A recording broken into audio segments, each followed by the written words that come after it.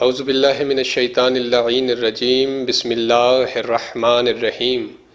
الحمد للہ الذی جعلنا من المتمسکین بولایت امیر المومنین علی ابن ابی طالب اللہم صلی وسلم علی محمد و آل محمد۔ منتظر ٹیلی ویژن کے ذریعے سے میں طفل مکتب سید اجلال حیدر نقوی تمام عزاداران امام مظلوم کرب و بلا محبان محمد و آل محمد کی خدمت میں ایک پروگرام لے کر حاضر ہوا ہوں جو منسوب ہے ملکۃ العرب ام المومنین پاک بی بی خدیجۃ الکبریٰ سلام اللہ علیہا سے۔ پاک بی بی خدیجہ رسول اللہ صلی اللہ علیہ وآلہ وسلم کی وزیرہ صدق، آپ کی ناصرہ، آپ کے ساتھ مشکل وقت میں کھڑے ہونے والی، ائمہ معصومین کی جدہ، ام سیدۃ النساء العالمین اور محسنہ اسلام بی بی ہیں۔ اس لیے حضور کریم صلی اللہ علیہ وآلہ وسلم کی ایک حدیث مبارک ہے کہ جب سلمان محمدی بارگاہ رسالت میں داخل ہوئے، اس وقت حضور کریم صلی اللہ علیہ وآلہ وسلم نے فرمایا من عرف قدر خدیجۃ فقد عرف قدری ومن احانت قدر خدیجۃ فقد احانت قدری۔ نبی کریم صلی اللہ علیہ وآلہ وسلم نے فرمایا کہ جس نے خدیجہ کے مرتبے کو پہچانا اس نے مجھ محمد کے مرتبے کو پہچانا، جس نے خدیجۃ الکبریٰ کی عزت توہین مرتبے کو پہچانا اس نے میرے مرتبے کو پہچانا، اور فرمایا جس نے خدیجہ کی توہین کی اس نے مجھ محمد کی توہین کی۔ اور انس بن مالک سے ایک حدیث منقول ہے، وہ کہتے ہیں کہ ایک موقع پر رسول نے یہ فرمایا کہ من اراد احانت خدیجۃ فقد احانت اللہ تعالی، جس شخص نے یہ ارادہ کیا کہ وہ شان خدیجہ کی توہین کرے یا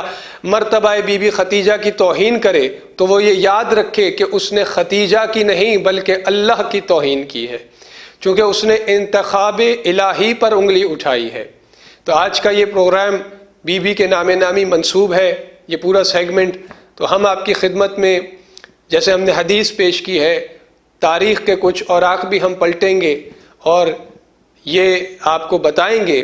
کہ عرب کی عرب پتی بی بی خدیجہ کی دولت، یہ ہم بتا تو نہیں سکتے کہ بی بی کے پاس دولت کتنی تھی، چونکہ اس دور میں نہ کمپیوٹر تھے نہ کوئی اور ایسی ٹیکنالوجی تھی جو کیلکولیٹ کر سکے، مگر تاریخ سے جو شواہد ملے، جو حقائق ملے، کڑی سے کڑی جوڑ کر یہ پتہ چلتا ہے کہ بہت دولت مند تھیں۔ آپ بھی تاجرہ تھیں، آپ کے والد جناب خویلد بھی تاجر تھے، آپ ان کی بیٹی تھیں، تاجرہ تھیں۔ اور ایک موقع پر ایسا ہوا کہ جب عقد ہوا نا پاک بی بی خدیجہ کا سرکار رحمت للعالمین سے، تو عرب میں اس دور میں شاعری عام تھی۔ مکے کی عورتوں نے، قریش کی عورتوں نے بی بی کو شاعری میں طعنہ دیا، بی بی سے کہنے لگیں کہ آپ اس کی بیٹی ہیں کہ جس کے سر کا شملہ عرش کو چھوتا ہے، اور آپ یتیم عبداللہ کے گھر کنیز بن کر آ گئیں۔ تو بی بی نے جو ان کو جواب دیا، شاعری میں بی بی نے جواب دیا، تو اس جواب میں بی بی نے اپنے بابا کی عزت بھی کم نہ ہونے دی اور اپنے شوہر کی عزت بھی بتا دی کہ میرا شوہر کتنی عزتوں کا مالک ہے۔ کہا کہ تم نے ٹھیک کہا کہ میں اس کی بیٹی ہوں کہ جس کے سر کا شملہ عرش کو چھوتا ہے، چونکہ بہت بڑے تاجر تھے جناب خویلد۔ فرمایا کہ تم نے سچ کہا کہ میں اس کی بیٹی ہوں کہ جس کے سر کا شملہ عرش کو چھوتا ہے، لیکن یہ یاد رکھو جس کے گھر کنیز بن کر آئی ہوں اس کی نالین کو عرش چھو لے تو عرش فخر کرتا ہے۔ یعنی حضور کریم صلی اللہ علیہ وآلہ وسلم کی نالین، سرکار کی جوتیاں عرش سے بلند ہے، یہ بی بی نے بتایا۔ کہا کہ میرے تو بابا کا سر کا شملہ عرش کو چھوتا ہے، میں جس کی کنیز بن کے آئی ہوں اس کی جوتیاں عرش سے بلند ہیں۔ تو ناظرین کرام، پاک بی بی ام المومنین خدیجۃ الکبریٰ، عرب کی عرب پتی بی بی کہ جس دور میں بھوک ہر گھر میں ناچ رہی تھی، کرنے کو کوئی کام نہیں تھا، گھروں میں فاقے پڑے ہوئے تھے، ایسے دور میں بی بی کے تجارت کے بڑے بڑے قافلے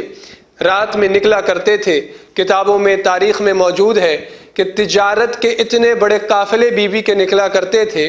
کہ تجارت کا جو قافلہ نکلتا تھا اس کے ابتدائی اونٹ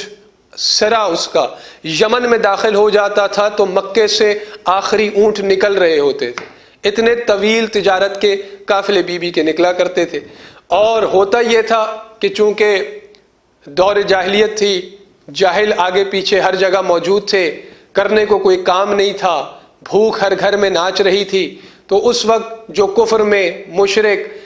جو برائیوں میں لوگ پڑے ہوئے تھے، وہ کرتے یہ تھے کہ وہ رات میں جب بی بی کی تجارت کے قافلے نکلا کرتے تھے تو وہ اس میں سے 1 اونٹ 2 اونٹ یا کچھ مال چرا لیا کرتے تھے. اب اس سے بی بی کا تو کچھ نہیں بگڑتا تھا، نہ ان کا کچھ نقصان ہوتا تھا، ہاں مگر ان چوری کرنے والوں کی نسلیں سنور جاتی تھیں. تو بی بی کے تجارت کے قافلے میں سے یہ چوری کیا کرتے تھے. جب یہ چوری چکاری بڑھنا شروع ہو گئی تو اس وقت سردار مکہ سرکار عمران سرکار ابو طالب علیہ السلام تھے. تو بحیثیت سردار مکہ کے پاس بی بی نے شکایت اپنی پہنچائی کہ آپ سردار ہیں، سید البطحاء ہیں، آپ میری اس شکایت پہ غور کیجئے کہ رات میں میری تجارت کے قافلے نکلتے ہیں، مکے کے یہ لوگ میرے قافلوں میں سے چوری کرتے ہیں، اونٹ چراتے ہیں، میرا کچھ نہیں بگڑتا، مگر یہ اس برے کام میں پڑے ہوئے ہیں، یہ اسی لت میں پڑ جائیں گے، انہیں چوری کی عادت پڑ جائے گی، لہٰذا آپ اس کا سد باب کیجئے، چونکہ آپ سردار ہیں، سید البطحاء ہیں، آپ فیصلہ کیجئے.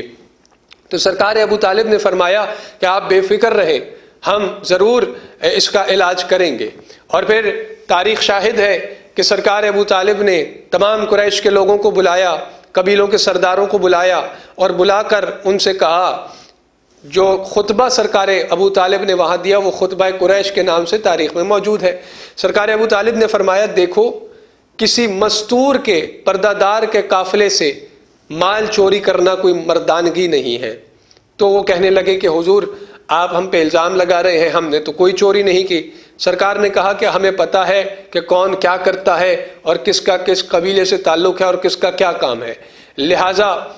یہ باتیں چھوڑو اور میں تمہیں تنبیہ کر رہا ہوں کہ آج کے بعد میں بحیثیت سردار، وہ میرے پاس اپنی شکایت لائی ہے، آج کے بعد کوئی ان کے قافلے سے مال نہیں لوٹے گا. تو لوگوں نے کہا نام سارے تاریخ میں لکھے ہوئے ہیں، ہم تاریخ بیان کر رہے ہیں، جو تاریخ طبری پڑھ لیجئے، دیگر تواریخ جتنی ہیں مورخین نے لکھا. انہوں نے کہا کہ آپ سردار ہو کہ اگر مستور کا اس بی بی کا فیصلہ کر سکتے ہیں تو بحیثیت سردار آپ ہمارا بھی فیصلہ کیجئے. آپ ہمیں بتائیے کہ ہم کیا کام کریں، یہاں صحرا ہے، پہاڑ ہے، پتھر ہے، ٹیلا ہے، پتھر کھائیں کیا کریں، نہ ہم تجارت کر سکتے ہیں، 1 اونٹ لے کے تجارت کے لیے جائیں، رستے کے اخراجات پورے کریں یا جا کر کے روزی کما کر کے لائیں. تو کہا کہ آپ اگر ان کا فیصلہ کر سکتے ہیں بحیثیت سردار تو آپ ہمارا بھی فیصلہ کیجئے کہ ہم کیا کام کریں. تو مولا کائنات کے بابا نے فرمایا کہ تم نے مجھے پہلے کیوں نہیں بتایا کہ تمہارے پاس کرنے کے لیے کوئی کام نہیں ہے، اور اگر تمہارے پاس کوئی کام نہ ہوگا تو تم چوری کرو گے. کہا کہ اگر تمہارے پاس کوئی کام نہیں ہے ایسا کرو کہ وہ تاجرہ بی بی ہے، اس کے تجارت کے قافلے نکلتے ہیں، تمہارے پاس جو ہے، کسی کے پاس 1 گھوڑا ہے وہ 1 گھوڑا لے آئے، جس کے پاس 1 اونٹ ہے وہ 1 اونٹ لے آئے، جس کے پاس کچھ نہیں ہے وہ 1 مٹھ جو 1 مٹھ آٹا لے آئے اور جا کر ان کے قافلے میں وہ شامل کر دے. یہ قافلہ تجارت کے لیے جائے گا، جب وہاں سے تجارت کر کے واپس آئے گا، جس کا 1 گھوڑا ہوگا وہ 2 لے لے، جس کا 1 اونٹ ہوگا وہ 2 لے لے، جس نے 4 اونٹ دیے ہوں گے وہ 8 لے لے، وہ پروفٹ لے لے. تو یہ اس طریقے کا کاروبار اس وقت کسی نے سوچا بھی نہیں تھا، یہ اس دور کی بات ہو رہی ہے. اب یہ ہوا کہ وہ سب اپنے گھروں میں چلے گئے، جس کے پاس جو تھا اس نے لا کے سرکار ابو طالب کے ڈیرے میں لا کے رکھ دیا اور کہا کہ دیکھیے حضور ہم انہیں نہیں جانتے، وہ جو بی بی ہے ہم انہیں نہیں جانتے، مال آپ کو دے رہے ہیں، دگنا بھی آپ سے لیں گے. سرکار نے کہا ٹھیک ہے. کہا ہم اپنی نشانیاں بھی لگا رہے ہیں اپنے مال پہ، یہ ہمارا نام ہے، یہ ہماری نشانی ہے کہ یہ مال ہمارا ہے، یہ مال ہمارا ہے، یہ مال ہمارا ہے. اب یہاں لطف لینے کی بات ہے کہ سرکار کیونکہ تاریخ کو تاریخ کی طرح پڑھا جائے تو سننے والے سو جاتے ہیں، لہٰذا اس میں تھوڑی چاشنی پیدا کرنے کے لیے سرکار ابو طالب نے بی بی خدیجہ کے غلاموں کو بلایا اور بلا کر کے کہا کہ پورا کرو یہی سامان چوری ہوتا تھا. جب انہوں نے دیکھا تو انہوں نے کہا کہ 1 رات میں آپ نے یہ سارا سامان کیسے ریکور کر لیا؟ تو سرکار نے کہا کہ ہم مکہ کی گلیوں میں خون ریزی نہیں چاہتے، ہم امن چاہتے ہیں، ہم لڑائی جھگڑا نہیں چاہتے، لہٰذا آپ خاموش رہیں، یہ سامان لے جائیں اور اپنی شہزادی سے کہیے گا کہ اگلا جو تجارت کا قافلہ جائے اس میں یہ ان کا مال بھی لے جائیں، اور جب تجارت سے لوٹ کر آئیں تو کچھ صدقہ خیرات، کیونکہ اتنی بڑی تاجرہ ہیں تو کچھ صدقہ خیرات اڑوس پڑوس والوں کو، یہاں وہاں علاقے والوں کو، دیہات والوں کو بھی دے دیا کریں۔ تو یہ سب جو میں تاریخ بیان کر رہا ہوں یہ بنیاد رکھی جا رہی تھی، اس وقت تو احکام نہیں آئے تھے۔ اب تجارت کے لیے قافلہ چلا تو منظر ہی عجیب تھا جب وہ قافلہ چلا، وہ جو کل تک چور تھے آج محافظ بن گئے تھے، وہ جو کل تک چوری کرتے تھے آج تلوار لیے چل رہے ہیں اور کہہ رہے ہیں ہٹو ہمارا مال آ رہا ہے، تو منظر ہی بدل گیا۔ تو بی بی نے دیکھا کہ ایک رات میں یہ چوری جیسے کام سے، برے کام سے باز آ گئے اور اب خود محافظ بھی بن گئے ہیں، لہٰذا وہ جب تجارت کا قافلہ گیا، تاریخ بتاتی ہے اس میں زیادہ نفع ہوا، زیادہ فائدہ ہوا۔ جب لوٹ کے آیا تو بی بی نے جتنا نفع ہوا تھا 80,000 درہم یا تاریخ میں مختلف رقم ہیں، وہ بی بی نے الگ کی اور الگ کر کے کہا کہ یہ سرکار ابو طالب کے لیے ہے، کہ ان کی ذہانت کو سلام ہے، ان کی بردباری، ان کے حلم کو سلام ہے کہ انہوں نے، ان کی سوچ تھی یہ کہ انہوں نے انہیں جو اس چوری جیسے برے کام میں پڑے ہوئے تھے، انہیں چوری جیسے کام سے ہٹا کر ایک سیدھے راستے پہ لگا دیا۔ اب جو کہ اب دیکھیں دور کیسا ہے کہ پیٹ بھر کھانے کے لیے کھجوریں نہیں ہیں، پوری روٹی کھانے کے لیے نہیں ہے، گھروں میں فاقے پڑے ہوئے۔ ایسے دور میں اتنی رقم ابو طالب کے قدموں میں آ گئی، اور جب قدموں میں آئی تو سرکار ابو طالب نے کہا کہ ہم اجرت لے کر احسان نہیں کرتے، اللہ نے ہمیں سرداری عطا کی ہے تو اس کا یہ مطلب نہیں کہ ہم اجرت لے کے احسان کریں۔ تو بی بی نے پیغام بھیجا کہ حضور پھر ہم بھی شرمندگی کی زندگی نہیں گزارتے، آپ نے اتنا احسان کیا ہے ہم پر اور ان لوگوں پر، لہٰذا کچھ تو آپ کو رکھنا پڑے گا۔ تو سرکار ابو طالب نے فرمایا کہ اگر آپ کچھ کرنا ہی چاہتی ہیں تو پھر یہ کیجئے گا کہ جو اگلا تجارت کا قافلہ آپ کا جائے اس میں میرا بھتیجا جوان ہے، میرے بڑے بھائی عبداللہ کا بیٹا ہے، نام اس کا محمد ہے، اگلا جو تجارت کا قافلہ آپ کا جائے تو اس میں میرے بھتیجے کو ساتھ آپ لے اس تجارت کے قافلے میں بھیجیں تاکہ ہم بتائیں آپ کو کہ ہم کون ہوتے ہیں۔ تو یہ مشیت نے سارے وسیلے بنائے، اور اس کے بعد کیونکہ کبریا یہی چاہتا تھا، یہ آگے چل کے ہم بیان کریں گے قرآن سے، احادیث سے، کہ یہ جو مال ہے بی بی کا، یہ جو دولت ہے بی بی کی، یہ اس کا کیا مقام ہے اور اس کے بارے میں حضور نے کیا فرمایا ہے۔ تو ہم تاریخ سے ذرا سا تھوڑا سا وقت اور ہم لیں گے تاکہ اس کو کسی نقطے تک پہنچا کے پھر ہم وہ احادیث آپ کی خدمت میں پیش کریں گے۔ تو بی بی نے کہا ٹھیک ہے۔ جب اگلا تجارت کا قافلہ تیار ہوا تو سرکار ابو طالب اپنے بھتیجے کو لے کر، سرکار دو عالم کو لے کر بی بی کے محل پہنچے، اور جب پہنچے تو تاریخ یہ بتاتی ہے، اب یہاں عقیدے کی بات ہے کہ طہارت والا بستر چھوڑ کے بی بی نے اپنے قیمتی پردے ہٹا کر دیکھا تو وہ نور جس کی زیارت عالم روحیت میں بی بی کیا کرتی تھی، وہ نور مجسم بن کے محمد کی صورت میں دروازے پر کھڑا تھا۔ تو بی بی نے پردہ لگوایا، سرکار ابو طالب بیٹھ گئے، سرکار دو عالم بیٹھ گئے، اور پردے کے پیچھے بی بی تشریف فرما ہو گئی۔ تو بی بی نے کہا یہ آپ کے بھتیجے ہیں؟ کہا یہ ہمارے بھتیجے ہیں لیکن ہمارے سردار ہیں۔ کہا اچھا یہ تجارت جانتے ہیں؟ سرکار ابو طالب نے کہا کہ یہ کچھ سیکھتے نہیں، یہ وہ ہیں جو ہر ہنر بھی جانتے ہیں، ہر لغت بھی جانتے ہیں۔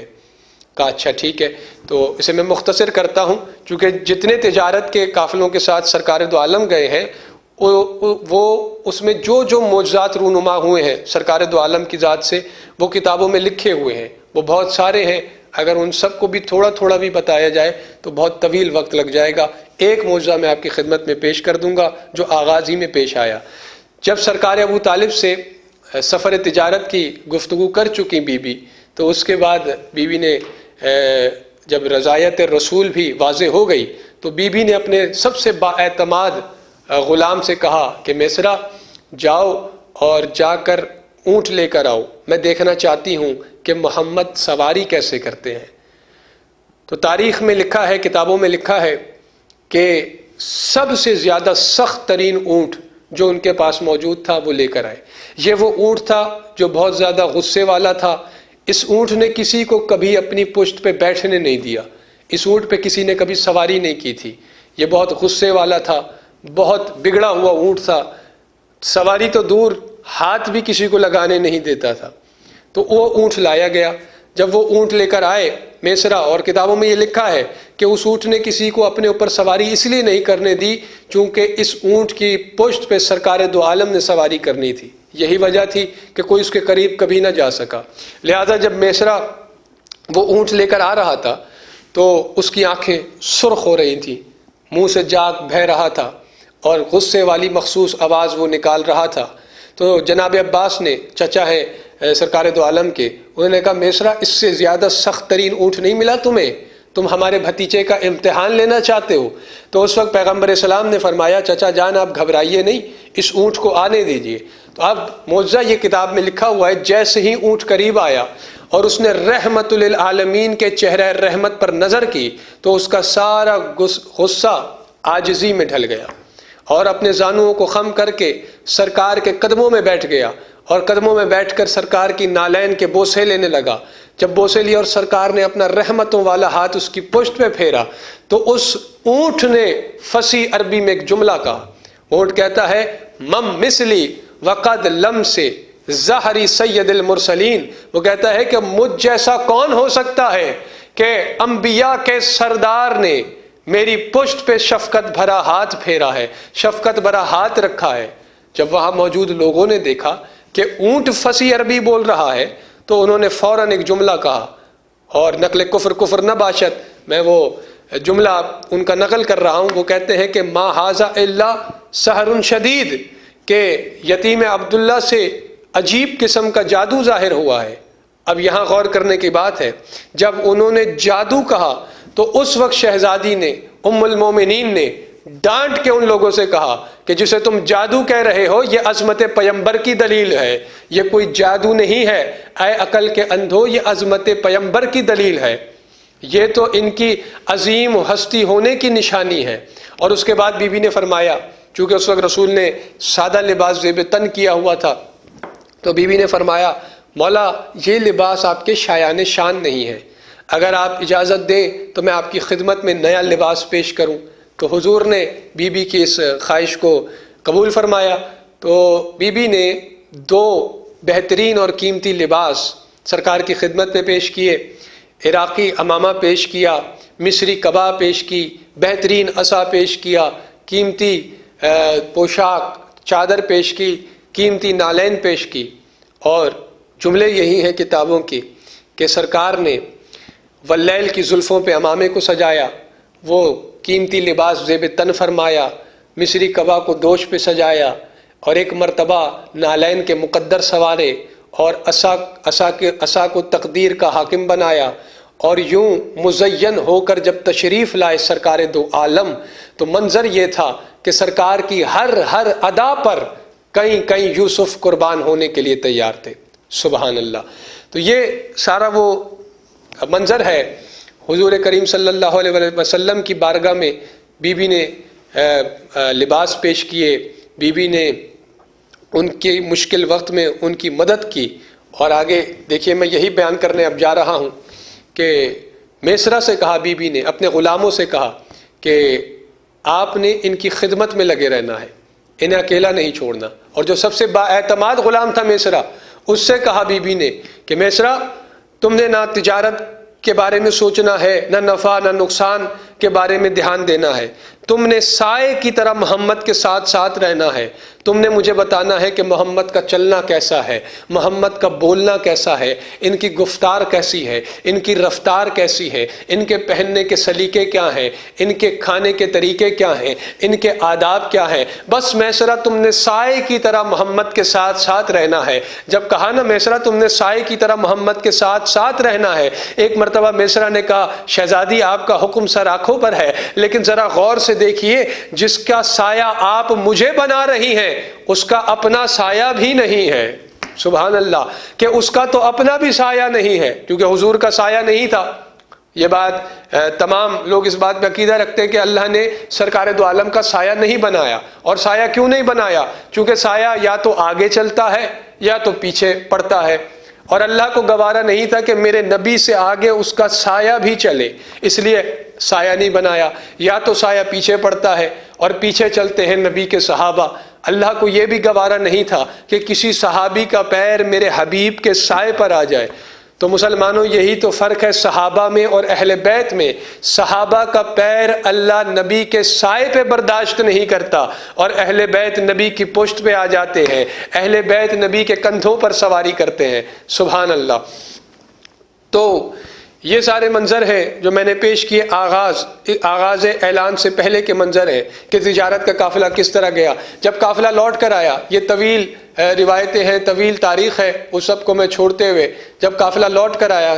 بہت سارے معجزے سفر تجارت میں بھی پیش آئے۔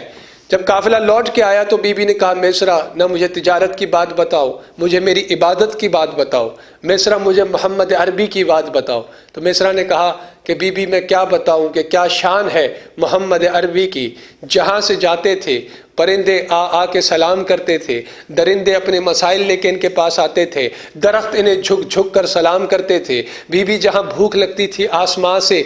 کھانے اتر آتے تھے، جہاں پیاس لگتی تھی یہ ٹھوکر مارتے تھے تو پانی کے چشمے ابھر آتے تھے۔ بی بی میں کیا بتاؤں محمد عربی کے بارے میں، جہاں سے یہ گزر جائیں مہینوں وہاں پہ خوشبو رہتی تھی۔ بی بی میں کیا بتاؤں ان کی شان کے بارے میں۔ تو بس جب یہ ساری باتیں سنی تو کبریا کا حکم آیا کہ آپ رشتہ بھیجئے، پیغام بھیجئے۔ تو بی بی نے کہا پروردگارہ میری انا، میرا مزاج، میں مستور ہوں، میں کیسے رشتہ بھیج سکتی ہوں؟ تو کہا پروردگار نے کہ اپنی انا توڑے، اپنا مزاج بدلے، میرے نبی کی عزت کا سوال ہے، میرے نبی کا کردار پہ داغ نہ آئے، چونکہ آج اگر نبی نے رشتہ بھیجا تو مولوی یہ کہہ دیں گے کہ تاجرہ جو تھیں، امیر جو تھیں، رئیس جو تھیں اس لیے رشتہ بھیجا تھا، ورنہ مولویوں کا کیا ہے، وہ کوئی نئی شک نکال لیں گے کہ امیر خاتون کو رشتہ بھیجنا سنت رسول ہے۔ اس لیے پروردگار نے کہا کہ میرے حبیب کے کردار پہ داغ نہ آئے، پیغام آپ بھیجئے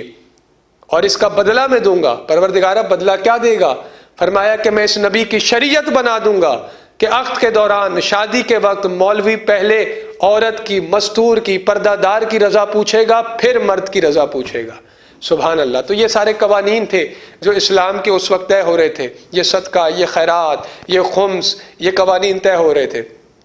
اب وقت ہے، چونکہ بی بی سے منسوب ہے آج کا یہ پورا سیگمنٹ، اس لیے میں چاہ رہا ہوں کہ ہر گوشے کو تھوڑا تھوڑا، ہر پہلو کو تھوڑا تھوڑا بیان کر دیا جائے۔ اور جب شادی کا منظر آیا، نبی پاک کی ازواج اور بھی ہیں، لیکن یہ واحد بیوی ہے نبی کی، یہ واحد حرم ہے نبی کا کہ جس کے دروازے پہ اللہ کا محبوب نبی دولہا بن کے گیا ہے، ورنہ اور کسی کے دروازے پہ نبی دولہا بن کے نہیں گئے، یہ واحد بیوی ہے۔ جب عقد کا وقت آیا نا تو سرکار ابو طالب نے اپنے ہاتھوں سے سرکار دو عالم کو سجایا، واللیل کی زلفوں پہ یاسین کا صحرا سجایا، طٰہٰ کی لڑیاں، مزمل کی مہندی، انما ولیکم اللہ کی انگوٹھی، انما یرید اللہ کی پوشاک، چادر، اور قل اعوذ برب الفلق کی دھونی تاکہ کسی بد نظرے کی نظر نہ لگ جائے، اور یوں سجا کے مزین کر کے اللہ کے محبوب نبی کو ابو طالب لے کے چلے اس شان سے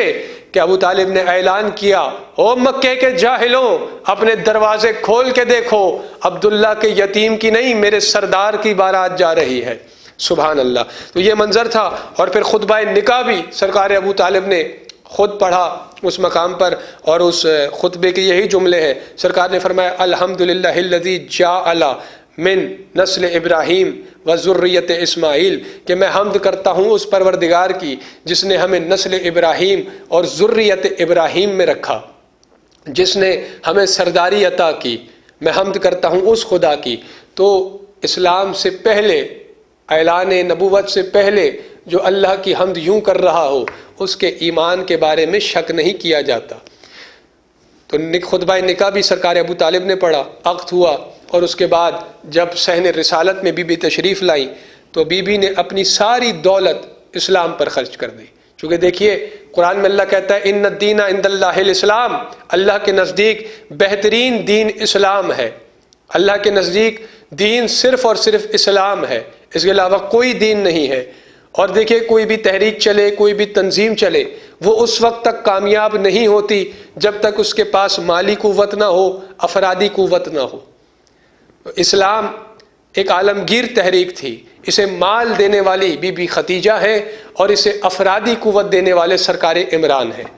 تاریخ میں چند نام ایسے ہیں کہ جن کا ذکر تو تاریخ میں موجود ہے، لیکن نہ تاریخ انہیں جانتی ہے، نہ مورخ جانتا ہے، نہ قلم انہیں پہچانتا ہے، اور نہ علم ان کا شناسہ ہے۔ سرکار عمران اور پاک بی بی ام المومنین بی بی ختیجۃ الکبریٰ، یہ وہ ہستیاں ہیں، یہ وہ لوگ ہیں جنہوں نے تاریخ سے بھی نقاب اوڑھ کر سرکار دو عالم کی مدد کی ہے۔ رسول کا عرش پہ ناصر، رسول کا چھپا ہوا عرش پہ ناصر اللہ ہے، تو زمین پہ یہی دو ناصر ہے رسول کے، سرکار عمران اور پاک بی بی ختیجۃ الکبریٰ۔ اسی لیے تو رسول نے فرمایا، دیکھیں قرآن میں اللہ کیا کہہ رہا ہے، ان الدین عند اللہ الاسلام، اللہ کے نزدیک دین صرف اور صرف اسلام ہے۔ اور رسول کی حدیث کیا ہے؟ رسول فرماتے ہیں ما قام ولا استقام الدین الا بسیف علی و مول ختیجۃ الکبریٰ، کہ اللہ کا یہ دین قائم نہ ہوتا، کبھی بھی قائم نہ ہوتا، کبھی بھی قائم نہ ہوتا اگر علی کی تلوار نہ ہوتی اور ختیجہ کا مال نہ ہوتا۔ یعنی دولت ختیجہ اور سیف علی، دو چیزیں گنی ہیں سرکار نے حدیث میں۔ اللہ نے قرآن میں کہا کہ میرے نزدیک دین صرف اور صرف اسلام ہے، اور وحی ترجمان وحی، اللہ کی وحی کے ترجمان، اللہ کے محبوب نبی جو وحی بولتے ہیں، جو وحی بولتی ہے، وہ فرما رہے ہیں کہ دین اپنے ما قامہ، دین اپنے قدموں پہ کھڑا نہیں ہوتا، بلکہ کھڑا ہونے سے پہلے ہی گر جاتا۔ اگر دین قائم ہوا ہے تو دو چیزوں کے ذریعے، بسیف علی و مال ختیجہ، علی کی تلوار سے اور ختیجہ کے مال سے۔ آپ دیکھیے دونوں چیزوں کو سرکار نے گنا ہے یہاں پہ۔ اور جس طرح علی کی تلوار معجزہ ہے، میں جملہ یوں بیان کر دوں کہ مولا علی ذات کبریا کا کرشمہ ہے، مولا علی راز الہی ہے، علی کی ذات راز الہی ہے، اور علی مولا علی کی تلوار کارخانہ توحید سے آئی ہے۔ بالکل اسی طریقے سے دولت ختیجۃ الکبریٰ طلسم کبریائی ہے۔ یہ جو بی بی کی دولت ہے، یہ زمینی دولت ہے ہی نہیں، یہ زمینی مال ہے ہی نہیں، اور یہ میں ایسے ہی نہیں کہہ رہا، میں ابھی قرآن سے ثابت کر دوں گا، آیت سے ثابت کر دوں گا، آگے آپ کو دلائل دے رہا ہوں۔ دیکھیں نبی نے دو چیزوں کو گنا ہے، علی کی تلوار کو اور بی بی ختیجہ کے مال کو۔ جس طرح علی کی تلوار معجزہ ہے، ویسے ہی بی بی کا مال بھی معجزہ ہے۔ بھائی کوئی تجارت کر لے گا تو کتنی تجارت کر لے گا، اتنا مال جوڑا نہیں جا سکتا۔ میں آپ کو اشارے میں سمجھا دیتا ہوں، 80,000 اونٹ بی بی کے تجارت کے لیے نکلا کرتے تھے، 80,000 کیملز۔ آج کسی کے پاس 80 اونٹ ہو تو وہ چودھری صاحب ہو جاتے ہیں، اور پھر 80 اونٹوں کو رکھنے کے لیے ایک بہت بڑی جگہ چاہیے۔ تو ذرا سوچئے تو صحیح، 80,000 اونٹ جس بی بی کی تجارت کے قافلے میں نکلتے ہوں، ان کے لیے جگہ بھی تو چاہیے ہوگی۔ وہ 80,000 اونٹ کہیں ٹھہرتے بھی تو ہوں گے، کہیں قیام بھی تو کرتے ہوں گے، اور 80,000 اونٹوں پہ مال تجارت لدا ہوا ہوتا تھا، اور پتہ نہیں کس کس ملک میں بی بی کا مال تجارت کے لیے جاتا تھا۔ اور اس برّ صغیر میں، یہ اس برّ صغیر کی زمین کو بھی بی بی کے تجارت کے قافلے کے اونٹوں نے اپنے قدموں سے روندا ہے۔ یہی تو وجہ ہے کہ حرم رسول کریم صلی اللہ علیہ وآلہ وسلم کے جانور کے قدم کی برکت ہے یہ کہ یہ زمین سبزہ اور غذا اگا رہی ہے۔ حرم رسول کے جانور جو ہیں، ان کی جو تجارت میں جو جانور استعمال ہوتے تھے، چونکہ اس برّ صغیر سے بھی بی بی کے تجارت کے قافلے گزرے ہیں، تو کس کس ملک میں بی بی کے تجارت کے قافلے گئے۔ یہ تک لکھا ہے کتابوں میں کہ بی بی کے نوکروں کے خیموں کے رسے بھی سونے کے ہوتے تھے۔ 1000 کلو سونا جس بی بی کے غلاموں کے تصرف میں ہو، اس بی بی کی جائیداد کتنی ہوگی، اس کی دولت کتنی ہوگی۔ اس لیے میں نے کہا جیسے مولا علی کی تلوار معجزہ ہے، ویسے ہی بی بی کی دولت بھی معجزہ ہے۔ اور دیکھیے کتب عامہ میں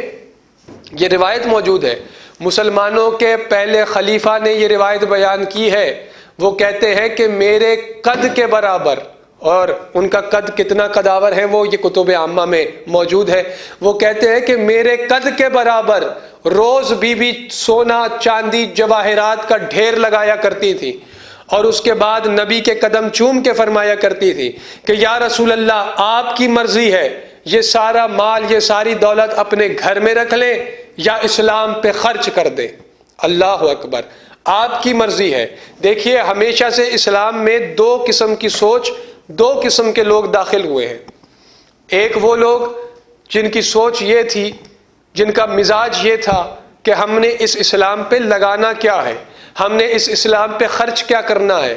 دوسرے وہ لوگ تھے جو یہ سوچ کے اسلام میں داخل ہوئے کہ ہم نے اسلام سے کمانا کیا ہے۔ بس فرق یہ ہے ناظرین کرام کہ ہم ان کے پیروکار ہیں جو اسلام پہ لگانے والے ہیں، کہ جب اسلام کو مال کی ضرورت تھی تو انہوں نے مال دیا، جب اسلام کو خون کی ضرورت تھی تو انہوں نے خون دیا۔ ہم اس گروہ کے پیروکار ہیں، ہم ان لوگوں کی محبت اپنے دل میں رکھتے ہیں، اور ایسے لوگ بھی داخل ہوئے۔ یہ تاریخ گواہ ہے اس کی کہ جب اعلان نبوت کیا سرکار نے تو مکے کے جاہل ننگی تلواریں لے کے سرکار کے دروازے پہ آ گئے اور سرکار کے دروازے پہ آ کے توہین کرنے لگے۔ تو بی بی نے اس وقت فرمایا کہ سرکار آپ گھبرائیے نہیں، یہ جتنے آپ کے دروازے پہ کھڑے ہیں یہ سب میرے مقروض ہیں۔ اور پھر پردے کے پیچھے سے آوازیں پہچان کے شہزادی نے فرمایا، او فلاں ابن فلاں، کیا تیری ماں نے مجھ سے اتنا قرضہ نہیں لیا؟ او فلاں ابن فلاں، کیا تیرا باپ میرے غلاموں سے روٹیاں نہیں لے جاتا؟ تو سب نے تلواریں پھینک کے ہاتھ جوڑ کے کہا بی بی ہم مقروض ہیں آپ کے۔ تو اس وقت بی بی نے کہا پھر اپنے قرضے معاف کروانا چاہتے ہو تو کلمہ توحید پڑھو، میرے نبی کی رسالت کو مانو، اللہ کے نبی کی رسالت کو مانو اور اپنے قرضے معاف کراتے جاؤ۔ یہ تو ہماری اعلیٰ ظرفی ہے کہ ہم نے آج تک نہیں پوچھا، یہ سوال نہیں کیا کہ وہ لوگ کون تھے جو قرضے معاف کروانے کے چکر میں اسلام لائے تھے۔ منافقین کے گروہ بھی تو تھے نا، تاریخ بھی ہے، سورہ بھی موجود ہے، قرآن میں ذکر بھی ہے، منافقین بھی تھے نا، اور منافقین میں بھی دو قسم کے لوگ تھے۔ جیسے رسول نے فرمایا کہ دین قائم نہ ہوتا اگر علی کی تلوار نہ ہوتی اور ختیجہ کا مال نہ ہوتا، تو اسی طریقے سے منافقین کے بھی دو گروہ تھے۔ ایک وہ جو قرضے معاف کروانے کے لیے اسلام لائے، دوسرے وہ جو علی کی تلوار سے ڈر کے اسلام لائے۔ تو ہم نے تو کبھی نہیں پوچھا کہ وہ ڈر کے اسلام لانے والے کون تھے اور قرضے معاف کروانے کے چکر میں کلمہ پڑھنے والے کون تھے۔ یہ ہماری اعلیٰ ظرفی ہے۔ تو ایسے لوگ تھے، اور ایسے مشکل وقت میں شہزادی ملکۃ العرب، عرب کی عرب پتی بی بی سرکار دو عالم کے ساتھ قدم بقدم ان کی مشکل میں ان کے ساتھ کھڑی رہیں، ان کی معاونت کرتی رہیں، ان کی مدد کرتی رہیں، ان کی نصرت کرتی رہیں، مال خرچ بھی کیا، اور جو لوگ توہین کرنے آتے تھے انہیں تنبیہ بھی کیا، اور انہیں قرضے معاف کر کے سرکار کے دروازے سے واپس بھی کیا۔ تو بی بی کی شان اتنی ہے، ہمارا تو علم ناقص ہے، ہم کیا بیان کر سکتے ہیں؟ جو کچھ ہمیں ملا ہے وہ بیان کر رہے ہیں ہم تاریخ سے، قرآن سے۔ تو بی بی نے اپنا مال بھی دیا، دولت بھی خرچ کی، ساری دولت خرچ کر دی۔ اس لیے اللہ نے قرآن میں کہا کہ وَوَجَدَكَ عَائِلًا فَأَغْنَىٰ، اے میرے حبیب جب ہم نے آپ کو اہل و عیال والا پایا تو ہم نے آپ کو غنی کر دیا۔ اور 73 فرقوں کے مفسرین اتفاق کرتے ہیں کہ اللہ نے کہا یہ تھا وَوَجَدَكَ عَائِلًا فَأَغْنَاكَ بِمَالِ خَدِیجَةَ الْكُبْرَىٰ، کہ جب اللہ نے اپنے حبیب کو اہل و عیال والا پایا تو خدیجۃ الکبریٰ کے مال سے اپنے حبیب کو غنی کر دیا۔ اللہ نے کہا میرے حبیب میں نے آپ کو خدیجہ کے مال سے غنی کر دیا۔ اس لیے یہ دولت خدیجہ معجزہ ہے، یہ اللہ کی عطا ہے کہ اس سے اللہ نے اپنے حبیب کو غنی کیا ہے۔ اور پھر دیکھیے رسول کی حدیث موجود ہے کتب عامہ کے اندر، رسول نے فرمایا ما نفعنی مالو قط مثلو ما نفعنی مالو خدیجہ، مجھے کسی کے مال نے اتنا فائدہ نہیں پہنچایا جتنا مجھے خدیجہ کے مال نے نفع اور فائدہ پہنچایا ہے۔ تو اس بی بی نے اپنا سب کچھ اس طریقے سے اسلام پہ خرچ کر دیا۔ اور پھر یہ وہ رسول ہے جن کی یہ حدیث ہے کہ مجھے کسی کے مال نے فائدہ نہیں پہنچایا جتنا مال خدیجہ نے نفع پہنچایا ہے، جس رسول کے لیے اللہ قرآن میں سورہ قلم میں کہہ رہا ہے، اپنے حبیب سے اللہ کہہ رہا ہے کہ میرے حبیب وَإِنَّ لَكَ لَأَجْرًا غَيْرَ مَمْنُونَ، اے میرے حبیب محبوب احمد محمد، آپ کا اجر میرے پاس ہے اور میں یہ بھی نہیں چاہتا کہ آپ ممنون ہو. آپ کو ممنون ہونے کی ضرورت نہیں ہے، آپ کو میرا ممنون ہونے کی ضرورت قطعاً نہیں ہے. یعنی جو اللہ اپنے حبیب کو اپنا ممنون ہونے نہیں دیتا، وہی اللہ کہتا ہے اے میرے حبیب ختیجہ کے ممنون رہیے گا. اور رسول فرماتے ہیں کہ بی بی میں آپ کا ممنون ہوں، میں آپ کا مشکور ہوں کہ جب مجھے کوئی نہیں جانتا تھا اور میرا کلمہ کوئی نہیں پڑھتا تھا، اس وقت آپ ہم پہ ایمان بھی لائے، آپ نے مجھ پر ایمان بھی لایا، آپ نے میری مدد بھی فرمائی، آپ نے اپنی دولت بھی اللہ کے دین پر ساری دولت بھی خرچ کر دی. اور پھر عزاداران مظلوم کرب و بلا اور محبان محمد وآل محمد، وہ وقت بھی آیا. میں نے یہ ساری تاریخ بیان کی ہے اس لیے کہ آپ محسوس کر سکیں کہ جس بی بی کے پاس اتنی دولت تھی، کہ جس بی بی کے نوکروں کی دولت نہیں گنی جا سکتی تھی، کہ جو بی بی کے خادم تھے، جو کنیزیں تھیں بی بی کی، ان کے پاس کتنی دولت تھی. اتنی بڑی تاجرہ بی بی، ملکۃ العرب بی بی، عرب کی عرب پتی بی بی، دین اسلام پہ سب کچھ خرچ کر دیا. کہ وہ وقت آیا جب شیب ابی طالب میں دن گزارے ہیں، تو وہ ایسے دن ہیں کہ وہ بی بی کہ جس کی کنیزیں بھی ایک دفعہ لباس پہن لے تو دوبارہ وہ لباس نہیں پہنتی تھی، اس بی بی نے شیب ابی طالب میں دین کے لیے، اسلام کے لیے ایک لباس میں کہیں کہیں وقت گزار دیا. اور شیب ابی طالب میں جو مصائب ٹوٹے،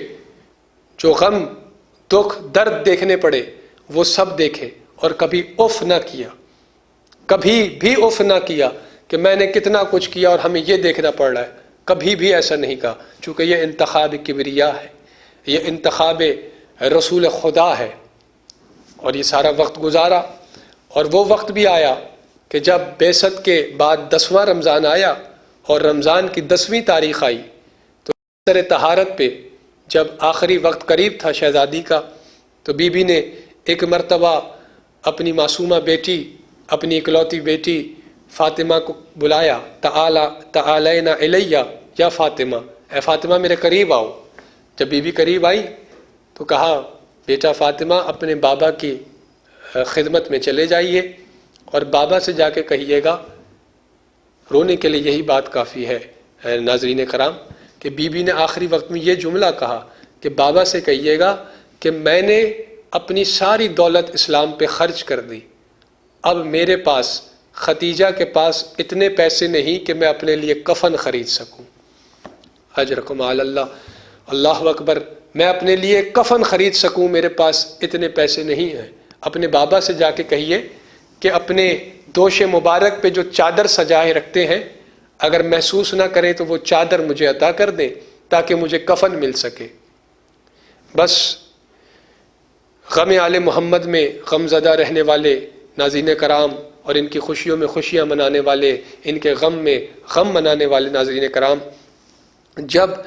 شہزادی بی بی فاطمہ یہ پیغام ماں کا لے کے بابا کی خدمت میں حاضر ہوئی، رسول اللہ نے یہ پیغام سننا تھا کہ ایک مرتبہ کھڑے ہوئے اور تیزی کے ساتھ حجرہ شہزادی کی طرف بڑھے، اتنی تیزی کے ساتھ کہ راستے میں 3 مرتبہ چادر دوش سے زمین پر آ گئی. اور ایک مرتبہ جب پہنچے، سرہانے کے قریب پہنچ کر بیٹھے، آنسو آنکھوں میں بھر آئے اور غم زدہ لہجے میں فرمایا ختیجہ، بی بی آپ نے مجھ سے چادر مانگی ہے، بی بی آپ میرے چمڑے کا کفن مانگتی تب بھی میں آپ کا احسان نہیں اتار سکتا تھا. میں تو آپ کا ممنون ہوں، میں تو آپ کا مشکور ہوں، آپ میری محسنہ ہیں. اسلام ممنون نہیں ہے بی بی ختیجہ کا، اسلام تو نمک خوار ہے بی بی ختیجہ کا، رسول ممنون ہے بی بی ختیجہ کے. کہا میں آپ کا ممنون ہوں، آپ میرے چمڑے کا کفن مانگتی، آپ نے چادر مانگی ہے. ابھی رسول غمزدہ ہوئے ہی تھے کہ فوراً جبریل اتر آئے اور کہا ان اللہ یقرئک السلام، اللہ آپ پر سلام کرتا ہے. اے اللہ کے محبوب نبی آپ پریشان نہ ہوئیے، اللہ نے کہا ہے کہ یہ محسنہ اسلام بی بی ہے، یہ تو ناصرہ اسلام بی بی ہیں. اللہ نے کہا ہے کہ میں نے ختیجہ کا کفن جنت سے بھیجا ہے، ان کے کفن کا انتظام ہو گیا ہے، آپ پریشان نہ ہو. ایک مرتبہ رسول اللہ نے فرمایا کہ بی بی آپ کے کفن کا انتظام تو اللہ نے خود کر دیا، کوئی اور وصیت، کوئی اور فرمائش، کوئی اور بات ہو تو بتائیں. تو بی بی نے کہا کہ یا رسول اللہ کوئی وصیت نہیں ہے، کوئی فرمائش نہیں ہے، بس جاتے ہوئے اتنا کہنا چاہتی ہوں کہ میرے بعد میری یہ معصوم بیٹی یتیم ہو جائے گی۔ یا رسول اللہ، میں نہیں چاہتی کہ میرے بعد فاطمہ کے آنکھوں میں آنسو آئے، کوئی اسے رلائے نہ، قریش کی کوئی عورت اس کے رخسار پہ کبھی تماچا نہ مارے۔ بس بی بی اپنی یہ بات کر رہی تھی کہ اللہ کے رسول کے آنکھوں میں آنسو بھر آئے، اور ایک مرتبہ جب کہا نا کہ میرے بعد فاطمہ روئے نہ، تو ایک مرتبہ تاریخ کہتی ہے، علماء بتاتے ہیں کہ رسول نے حجرہ شہزادی خدیجۃ الکبریٰ میں ماتم شروع کیا۔ کہا یا رسول اللہ، کیا میں نے کوئی مشکل سوال کر دیا ہے یا کوئی مشکل فرمائش کر دی ہے؟ آپ ماتم کر رہے ہیں، آپ گریہ کر رہے ہیں۔ لبوں سے کچھ نہیں کہا رسول نے، اپنی دونوں انگلیوں کو فضا میں بلند کیا اور کہا بی بی ذرا میری انگلیوں سے دیکھیے۔ اب انگلیوں سے جو دیکھا تو منظر کیا ہے، اور جب دیکھنے کے بعد بی بی کو اپنے درد بھول گئے اور ایک مرتبہ بستر طہارت پہ اٹھ کے بیٹھ گئی۔ کہا یا رسول اللہ، یہ کس گستاخ کا دربار ہے، یہ کس ظالم کا دربار ہے کہ میری بچی سوالی بن کے کھڑی ہوئی ہے؟ یا رسول اللہ، یہ کس ظالم کا دربار ہے، اور یہ میری بچی کا ہاتھ پہلو پہ کیوں ہے؟ یا رسول اللہ، میری بچی کے بال سفید ہو رہے ہیں۔ بس یعلم الذین ظلموا ای منقلب ینقلبون الا لعنۃ اللہ علی القوم الظالمین۔